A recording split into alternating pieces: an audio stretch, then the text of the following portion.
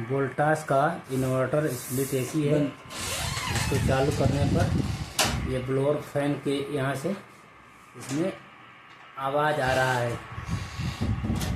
इसके लिए इसको स्टेप बाय स्टेप चेक करना होगा। ये आवाज़ इंडोर मोटर से आ रहा है जो कि ब्लोअर फैन में लगा होता है, जिसको ब्लोअर फैन मोटर भी कहते हैं।